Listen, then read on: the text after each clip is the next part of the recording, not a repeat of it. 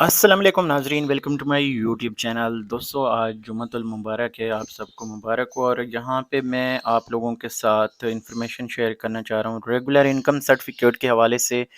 क्या regular income certificate में अभी भी इन्वेस्ट करके रखना चाहिए या नहीं, क्योंकि इसका मुनाफा इस वक्त आपको बहुत कम बनिस्बत सर्वा इस्लामिक सेविंग अकाउंट जो कि मंथली मुनाफा आपको दे रहा है, या दीगर जो बहबूद है, या इसके अलावा पेंशनर है, या शोहदा फैमिली वेलफेयर अकाउंट है, तो उनके लिए तो साथ ज़ाहिर एलिजिबिलिटी का क्राइटेरिया और तरह का है। लेकिन इसमें हर बंदा इन्वेस्ट कर सकता है रेगुलर इनकम सर्टिफिकेट में और सर्वा इस्लामिक सेविंग्स अकाउंट में, या जो इसमें टर्म अकाउंट चाहे आ जाता है, या आम जो अकाउंट है उसमें आप इन्वेस्ट अगर करना चाहें, तो इसमें आप लोगों का प्रॉफिट जो है बहुत फ़र्क है। तो क्या आने वाले टाइम पे आपको रेगुलर इनकम सर्टिफिकेट जो है वो ज़्यादा फ़ायदा देगा, या आपको दीगर बचत स्कीमें जो हैं वो फ़ायदा दे सकती हैं जो इसको कम्पीट कर रही हैं? तो यहाँ पे वेरी सिंपल कुछ चीज़ें मैं क्लियर करना चाहूँगा, उससे आपको बड़ा यानी फ़ायदा होगा कि आने वाले टाइम पे जो है क्या आपको इसका एडवांटेज मिल सकता है और क्या डिसएडवांटेज है। तो यहाँ पे सबसे पहले हम प्रॉफिट रेट्स जो हैं लेटेस्ट वो देखते हैं। फिर उसके मुताबिक मैं आप लोगों के साथ जो है बात करता हूँ। तो यहाँ पे अगर हम चार्ट देखें जो लेटेस्ट है, तो इसमें आपको रेगुलर इनकम सर्टिफिकेट का जो प्रॉफिट है ये 15.12% नज़र आ रहा है, जो कि 1260 रुपये 1 लाख रुपए के ऊपर बनता है। तो अब यहाँ पे सवाल ये पैदा होता है कि इतना कम प्रॉफिट, जबकि इसके मुकाबले में अगर हम सीधे सीधे जाएं तो सर्वा इस्लामिक सेविंग अकाउंट है, इसके ऊपर आपका जो मंथली प्रॉफिट बन रहा है वो 20.5% है। तो फिर क्या हमें रेगुलर इनकम सर्टिफिकेट आने वाले टाइम पे फ़ायदा दे सकता है? तो इसके जो मेन फ़र्क है वो यहाँ पे मैं आपको बता देता हूँ। बाकी दीगर बैंकों में भी आप इन्वेस्ट कर सकते हैं इसके मुकाबले में। वो पहले भी कुछ मैंने आप लोगों के साथ यू बैंक और खुशहाली बैंक के हवाले से इन्फॉर्मेशन शेयर की है। वो वीडियोज़ आप देखना चाहें तो चैनल के ऊपर मौजूद हैं। कल भी मैंने एक वीडियो शेयर की थी। यहाँ पे दोस्तों रेगुलर इनकम सर्टिफिकेट में क्या होता है कि यहाँ पे जिस अमाउंट के ऊपर आप इन्वेस्ट कर रहे हैं, जो प्रॉफिट यानी यहाँ पे अगर देखें 1260 है, तो आज अगर आप इस पे इन्वेस्ट कर देते हैं तो कल मुनाफा कम होता है या ज़्यादा होता है, इसके ऊपर आपको कम ज़्यादा नहीं मिलेगा बल्कि ये फ़िक्स रहेगा। अब इसमें टैक्स तो कटना ही कटना है, टैक्स जैसे 15% फाइलर का, नॉन फाइलर का 30% करके ये कट जाएगा। तो ये चीज़ें आपने हमेशा याद रखनी है। अब अगर यहाँ से प्रॉफिट मुसलसल कम होता जाता है, तो इसके ऊपर फ़र्क नहीं पड़ेगा जो रेगुलर इनकम सर्टिफिकेट है।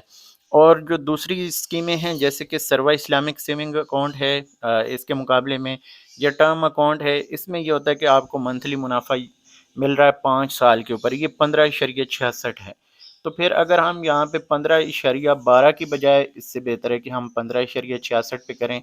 ये 1305 रुपये का मुनाफा है। अब 1260 और 1305, अब जिसकी इन्वेस्टमेंट 1 करोड़ है या 50 लाख है, उनकी तो अच्छी खासी अमाउंट फ़र्क आ जाता है मंथली मुनाफे पे।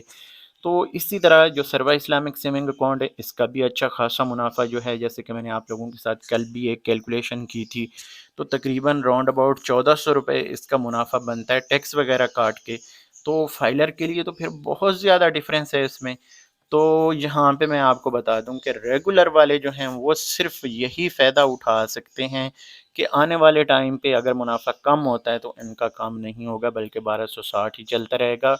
चाहे इसका मुनाफा कम हो कि 1100 हो जाए, 1000 हो जाए, इस तरह कितना भी हो जाए। लेकिन अगर सर्वा में आप देखेंगे तो सर्वा का हर दिन का चेंज होता रहता है। इसी तरह जो सेविंग अकाउंट ऊपर वाला है, इसके ऊपर भी आपको साल बाद मुनाफा मिलता है, लेकिन इसका भी हर महीने का चेंज होता है। यानी चेंज से मुराद है कि अगर हर महीने भी अगर चेंज होगा तो इसके ऊपर चेंज हो जाएगा। तो ये चीज़ें जो हैं आपके लिए जानना ज़रूरी हैं। यानी रेगुलर इनकम सर्टिफिकेट जो है ये फ़िक्स्ड एक अकाउंट है आपका, 5 साल के लिए आप इसमें इन्वेस्ट रख सकेंगे। और नीचे अगर हम दूसरों का कंपैरिजन करें तो वहाँ पे आपको मुनाफा जो है अगर कम हो जाएगा तो आपको कम मिलेगा, अगर ज़्यादा हो जाएगा तो ज़्यादा मिलेगा।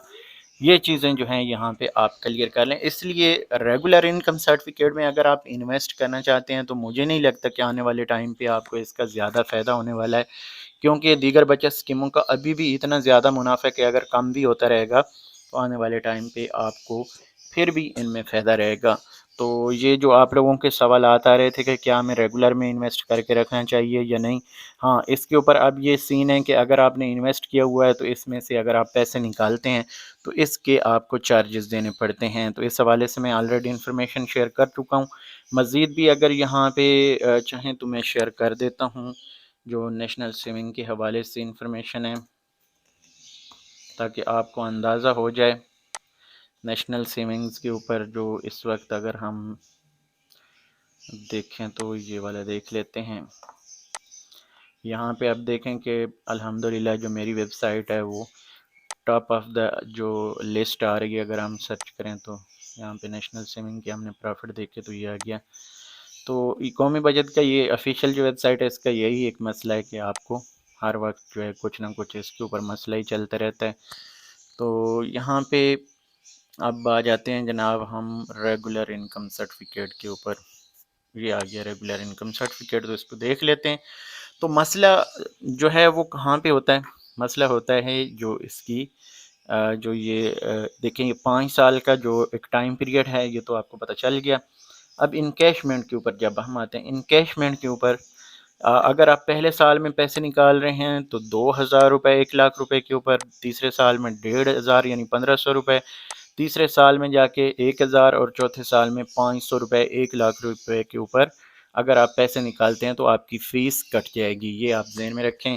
جبکہ اگر آپ اس کے مقابلے میں انویسٹ کرتے ہیں یہاں پہ جو سروا اسلامک سیونگ اکاؤنٹ ہے اس کے اوپر آپ ڈیلی پیسے نکال سکتے ہیں، کوئی پرابلم نہیں.